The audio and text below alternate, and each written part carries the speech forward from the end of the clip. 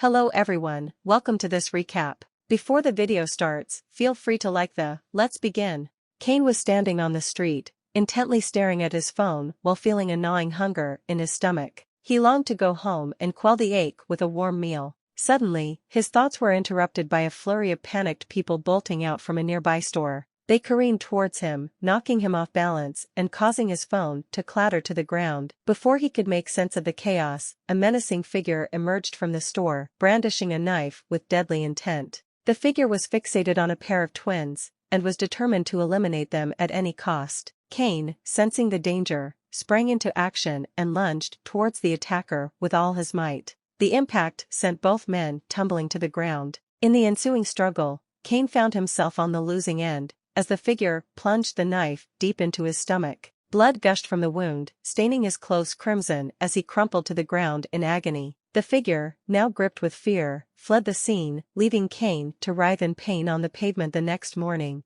Cain awoke to a strange room and a feeling of disorientation. He tried to recall the events of the previous day, but his memory was hazy and fragmented. He wondered if he was in a hospital, but the room didn't look like any hospital he had ever seen. As he looked around the room, he noticed a maid arranging flowers in a vase. The maid was beaming with happiness and excitement, and before Cain could even speak, she rushed over to him and gave him a warm hug. His mother was also there, and she too hugged him tightly, asking if he recognized her. Cain was perplexed and couldn't quite comprehend what was happening. It was then that he realized that he had somehow been reincarnated into a new body. His mother and the maid continued to ask him if he knew who they were, but Cain was at a loss. He had no recollection of them, or of any past events. His mother seemed quite worried about his well-being and checked his forehead for a fever. Meanwhile, the maid, whose name was Sylvia, scurried out of the room to fetch some food for Cain, who was ravenously hungry.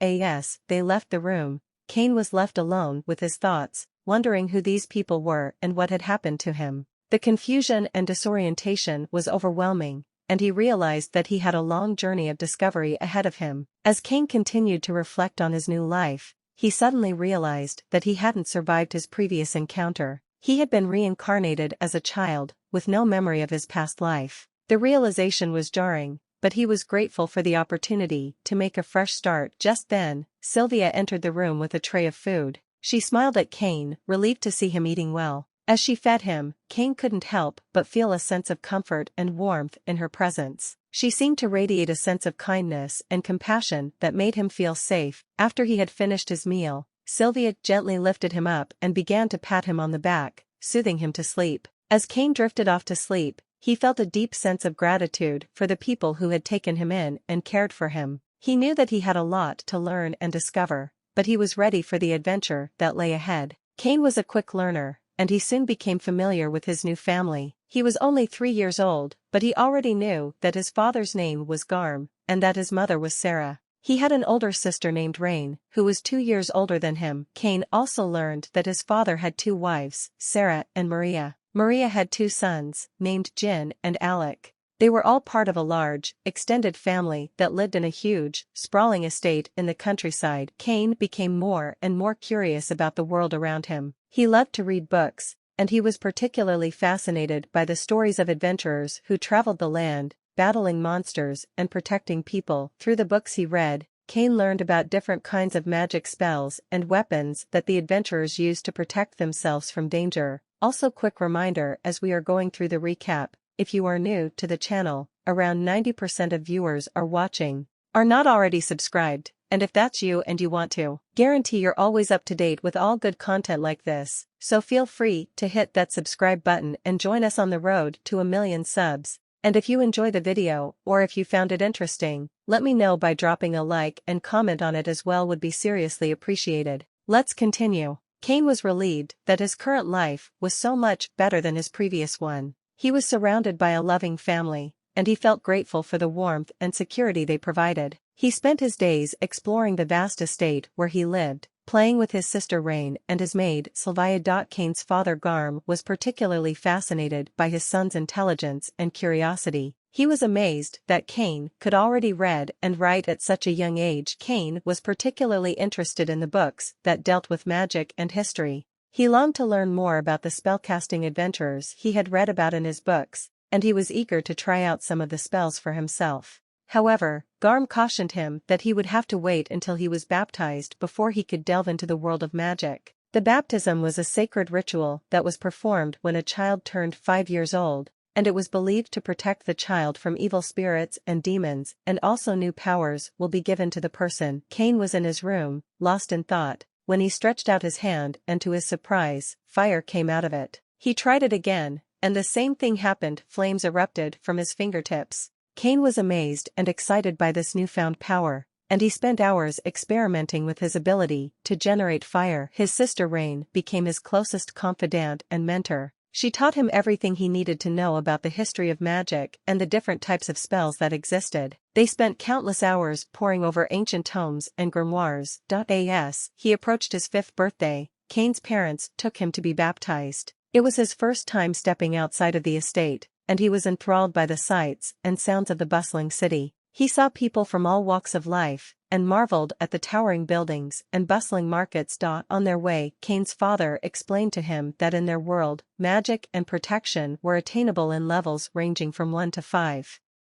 The higher the level of magic or protection, the greater the natural talent and ability of the individual. Cain was fascinated by this concept and asked his father how one could attain higher levels of magic and protection. The gods of magic and protection would sometimes grant their favor to certain individuals, elevating their abilities to new heights. Cain's sister Rain had been granted level 2 protection by the god of magic. Cain's family followed the faith of Marineford, which was dedicated to the worship of 7 pillars of gods. They believed that these gods had the power to grant protection, guidance, and blessings to their followers. As part of his baptism, Cain was taken to the temple where the 7 statues of the gods were kept. He was awed by the beauty and grandeur of the temple, and he felt a sense of reverence and awe as he stood before the statues of the gods. As the priest began baptizing Cain, a bright shining light suddenly overwhelmed them all, and the leader of the 7 gods, Xenom, appeared before him, taking Cain to their realm. Xenom told Cain that they had been waiting for this day, and that he was a special person chosen by the gods themselves. Another god, Rime, the god of death and the cycle of rebirth, explained to Cain that his death in his previous life was unexpected, and that he had been reincarnated at the request of the god of earth. All the remaining gods introduced themselves to Cain and granted him their protection, telling him that his powers would start manifesting soon after his baptism. After the baptism was over, Cain's father asked him to demonstrate his powers, but Cain was hesitant. He didn't want to reveal his powers just yet, so he ran out of the temple and hid himself. He discovered that he had been granted the powers of military arts, martial arts, item box, magic, and much more. On his birthday, both of Cain's parents celebrated with him. As the celebration were winding down, his father asked him to show him his status. Cain hesitated for a moment, unsure of how his father would react, but eventually relented and showed him his status. His father was amazed at what he saw, and he warned Cain not to show his status to anyone else. He explained that if people found out about his powers, it could be seen as a threat to the kingdom, and he could be put under close supervision or even worse, be targeted by those who sought to misuse his powers. Cain was thrilled to see a magic book on his bed. Even though Sylvia wasn't around, he couldn't resist the temptation to try out some new spells. As he ventured outside, he summoned a giant monster to test his powers. However, things quickly went awry as the monster started to attack 2 innocent people. Cain knew he had to act quickly to stop it, and he focused his power, and he even Tully sent the monster back to where it came from. Cain's father, Garm, was proud of his son's incredible abilities and gathered the people of the estate to celebrate Cain's baptism. He asked Cain what he wanted to become. The crowd cheered as Cain announced his desire to become an adventurer and to serve his people to the best of his ability. His father stood beside him, beaming with pride at his son's determination and courage. Later, as they sat down to a meal, Cain's father gently reminded him that in order to become an adventurer, he would need to study hard and learn as much as possible. Cain nodded eagerly, determined to do whatever it takes to fulfill his dream. His father promised to arrange for a tutor to help him along the way, and Cain was surprised and overjoyed by this unexpected news. As he lay in bed, his book open beside him, Cain's mind raced with excitement and anticipation. He wondered what his tutor would be like. Would they be a muscular warrior with mystical powers, or perhaps a wise and wizened old witch with magical knowledge to share? all sorts of possibilities ran through his head, and he could hardly wait to meet the person who would guide him on his journey to becoming an adventurer. Just then, his maid called out that his tutor had arrived, and Cain leaped out of bed with a grin on his face. Cain leaped out of bed, his heart brimming with joy and happiness. As he glanced out of the window, he noticed two figures approaching his manor. Overwhelmed with curiosity, Cain leaned out of the window to catch a glimpse of his new tutors. However, in his excitement, he lost his footing and tumbled out of the window, landing squarely on top of them. After dusting themselves off, Cain's servant introduced the two tutors as Maester Millie and Maester Nina. Cain, feeling embarrassed and flustered by his clumsy introduction, introduced himself in a low tone as Cain von Silford. However, his voice soon regained its strength as he revealed to his new tutors that he had been reincarnated as a noble with level 10 protections, a secret that he urged them to keep to themselves. The shocking revelation left Maester Millie speechless, shaking her head in disbelief. Nina tried to calm her down, reminding her to show respect to the noble family. In the midst of the confusion, Nina inquired why Maester Millie was acting shy around strangers. Cain's servants attempted to calm his tutors down, reminding them that they were, after all, the ones who had taught Cain. Cain assured them that they need not address him politely, and his tutors visibly relaxed, exhaling deeply. Cain's father expressed his confidence in their abilities to care for his son, and the tutors were pleased, asking Cain to begin his training immediately. The next day, Cain began his training in swordsmanship. Millie and Nina watched closely as he wielded his sword stick with astonishing speed and skill. Nina whispered to Millie that Cain may even surpass them in ability. Enraged, Millie shouted that she could not lose to a mere 5-year-old. She strode towards Cain, demanding a mock battle to test his skills. Cain faced her without fear, drawing his sword stick with precision. His movements were so remarkable that Millie could hardly believe he was only 5 years old. When she asked him if he truly was, Cain replied calmly that he had only undergone his baptism the day before. The swiftness and agility of Cain's movements left everyone in awe. Nina, impressed, asked if he had the protection of the god of war, to which Cain simply replied that his father had instructed him not to reveal such information to anyone outside of his family. Meanwhile, Millie was struggling to defend herself and begged for a break, prompting Cain to suggest that Nina begin teaching him magic skills. Nina, a powerful mage with 3 levels of protection from the god of magic, was taken aback when Cain claimed to have already learned the basics and practiced them on his own. Without chanting any incantations or using shortened forms of spells, Cain summoned water, fire, and rock balls with ease. Nina couldn't believe her eyes, for mastering all 3 elements simultaneously was an arduous feat even for palace mages of the sage class. They began to question whether there was anything they could teach Cain. He then asked them to take him outside the palace for a magic practice, as he had never been outside before. They asked Cain's father for permission to take him outside the palace to teach him the intermediate skills. Both his father and mother were proud of him for reaching that stage at the first day of his training. His father gave them condition to return to the palace before sundown. Going out of the palace for the first time, Cain was excited. He was able to generate fire out of his body, which left his tutors in a state of confusion. Using that kind of magic could drain his energy, but Cain felt nothing. Just then, they heard a sound coming towards their direction.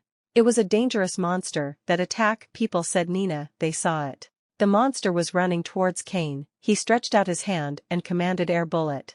The monster lay lifeless on the ground.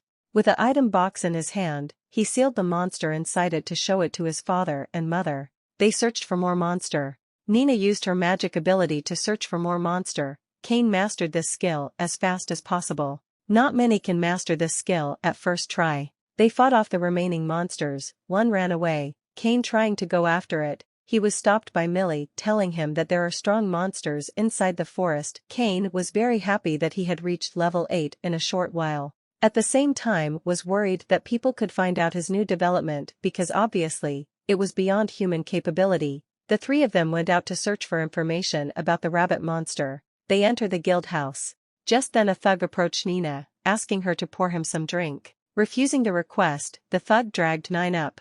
I'm sorry, but I need to train. Could you not interfere? Cain said to him. Refusing to step back, Cain gave him a heavy punch. He landed on the floor. He stood up and came at Cain, Cain with his swift movement and his martial skill he studied from his book beat him and his fellow thugs and threw them outside. Nina and Millie thanked Cain for protecting them. They headed back to the forest to practice. Setting off into the dense woods, Cain encountered enormous monsters which he courageously fought and defeated.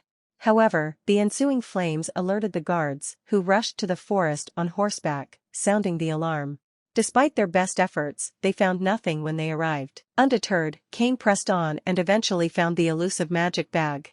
Upon presenting it to his tutors, they expressed their deep gratitude and affection by kissing him on the cheek. Moved by their gesture, Cain bowed his head and thanked them for their invaluable teachings. As their contract period came to an end, Cain grew a little bit more. Cain had been training hard his skills and mastering new techniques.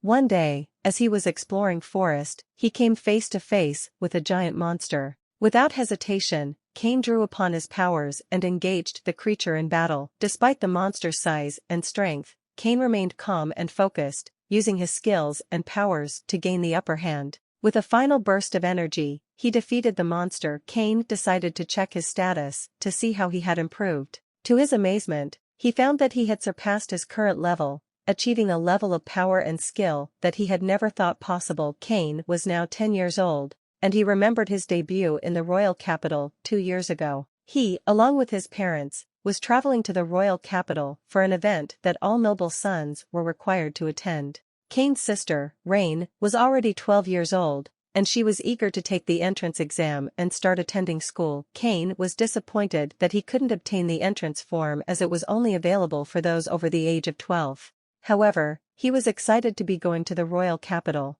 The journey to the palace would take them 2 weeks, assuming there were no attacks from monsters. Cain was determined to stay alert and help the guards in case of any attacks. Just then, Cain used his search skill that he had learned from his previous tutor, Millie and Nina, and found out that there was a battle going on 3 kilometers ahead. Monsters were attacking the people, and Cain's father ordered the guards to move ahead faster and help them. Cain knew that the guards wouldn't make it in time, so he offered to help.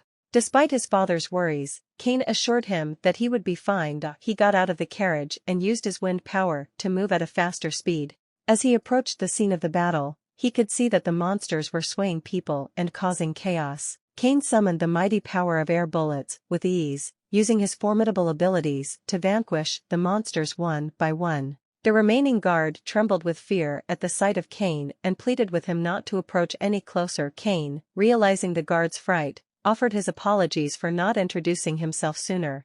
He humbly knelt down and revealed that he was the 3rd son of Margrave Cain von Silford. Cain von Silford. As if on cue, the guards sent by Cain's father to protect the people from the monsters arrived at the scene, taken aback by the sight of Cain. They gazed around in wonderment and saw that all the monsters had been slain, leaving them astonished and perplexed. Cain's remarkable ability to heal the guards that had been injured while protecting the princess during the monster attack left everyone in awe.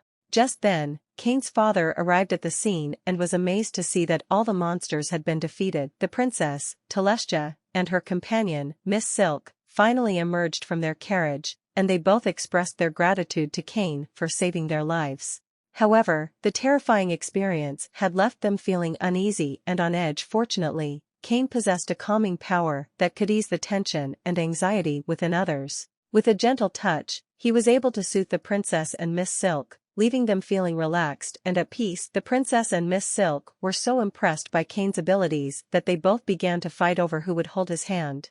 They were both on their way to the royal capital, and after learning that Cain was also headed in that direction, they insisted that he accompany them. Without any further ado, they dragged Cain into their carriage and set off towards their destination. Cain found himself sandwiched between the princess and Miss Silk in the large carriage, feeling somewhat suffocated by their close proximity. They demanded that he call them their actual names. As they traveled, the guards informed them that they were approaching the town of Renoma and that they should prepare to stop there for the night. Cain rose to leave, but the princess clung to him, begging him to stay and spend the night with her as she was frightened. Miss Silk then added her own plea, grasping his other hand tightly and insisting that she too wanted to spend the night with him. After some consideration, Cain eventually relented and agreed to spend the night with the princess and Miss Silk, much to their delight. They were presented with 3 beds, each spaced apart from one another. The princess and Miss Silk made a decision to shift their beds closer together, presumably to be near him. Despite the closeness, Cain found himself unable to sleep soundly that night. As a result, his eyes were heavy and his energy drained for the following days until they arrived at the royal capital. Upon their arrival, the vice-captain of the royal chivalric, Cain von Silford, greeted them warmly, thanking Cain for his heroism in protecting the princess and Miss Silk and returning his fallen comrade safely. As Cain prepared to leave, Sir Dane stopped him and informed him that the king had requested an audience as soon as possible. Cain entered the palace and respectfully knelt before the king, who then spoke to him directly as a man to be rewarded for his bravery.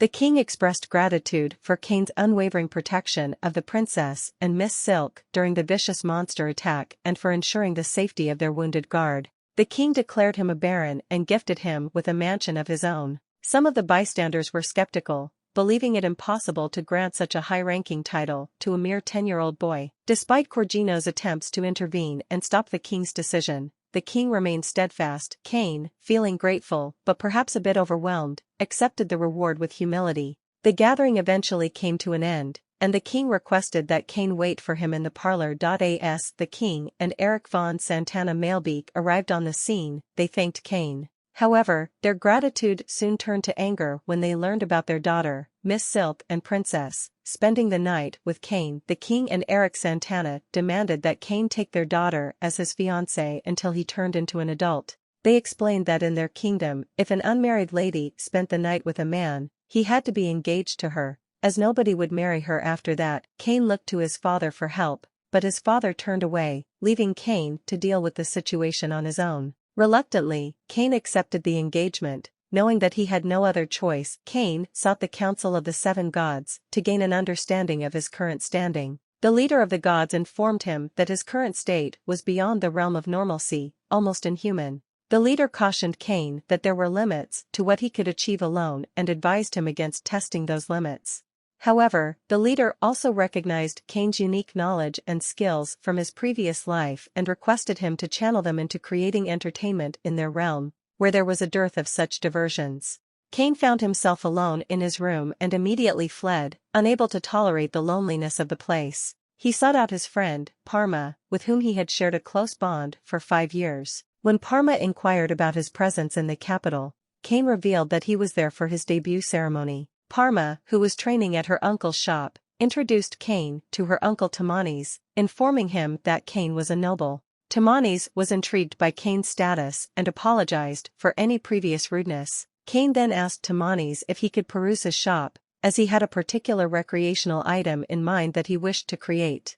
He proposed to Tamanes that he produce and sell the item for him, to which Tamanes agreed. Cain paid Tamanes before departing the shop, having shown him what he wanted produced and sold. After leaving the shop, Cain was greeted by his sister Rain, who expressed her disappointment that he had not seen the dresses she had bought. Cain, seeking to please his sister, asked her to show him the dresses. Rain tried on the dresses, and they looked stunning on her. Cain complimented her on how lovely she looked in them. As they were admiring the dresses, they heard a knock on the door. A message arrived for Cain, informing him that Tamanes had requested his presence at his shop. Cain arrived at Tamanes' shop to find that the recreational item he had requested was ready.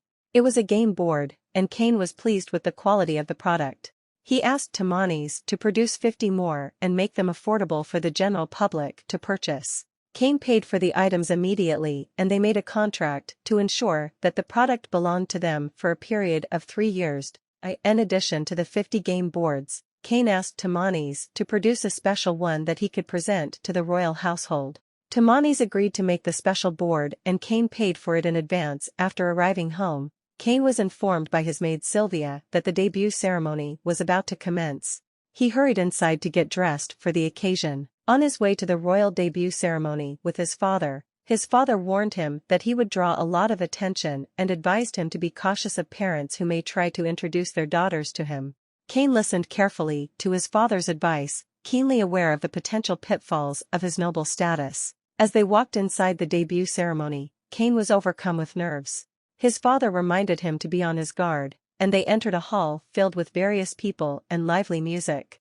Cain wandered around, observing the guests and taking in the atmosphere. Just then, His father called out his name and introduced him to Eric Santana, the third son named Duke. Cain was humbled to be in their presence and hoped they could establish a favorable relationship. Miss Silk was also with them, and Cain complimented her beautiful dress, suggesting that she could be mistaken for a princess. Their eyes met, but their conversation was interrupted by a cough from Duke Eric. As the sound of the trumpet was blown, signaling the arrival of the king, his wife, and daughter, the princess, the guests fell silent. The king made a speech, thanking everyone for attending the ceremony. The event commenced, and Cain and his father went to thank the king for inviting them. Cain also complimented the princess on her dress, earning a smile from her. Cain presented the king with the game board he had commissioned from Tamani's, which he called Reversi. The king graciously accepted the gift before leaving for his chamber. However, before he departed, the king invited Cain to visit him at the parlor. Cain and Miss Silk were engaged in conversation when a group of guys approached them. Silk expressed her fear and hugged Cain tightly. The guys attempted to test Cain by displaying their powers, but none of them were able to touch him. Miss Silk spoke up, telling them that their senseless squabbling had gone on for long enough. Miss Silk intervened in the confrontation and revealed that Cain was the son of a baron. The three guys were shocked and surprised, and they quickly apologized for their rude behavior towards Cain. They bowed down and begged for forgiveness. As the situation calmed down, Miss Silk made a request of Cain. She asked him to go on a date with her, promising to keep his noble status a secret if he agreed. Cain was taken aback by the request, but found himself intrigued by Miss Silk's boldness and charm. As Cain and Miss Silk were talking, they were caught off guard by the sudden appearance of the princess, who came running towards their direction. Unbeknownst to them, the king had been observing the situation from afar, and he overheard the mention of a date between Cain and the two ladies. The king immediately intervened and reminded Cain that they needed to have a private conversation regarding his daughter. He emphasized the importance of their discussion and requested that Cain meet with him as soon as possible to discuss the matter.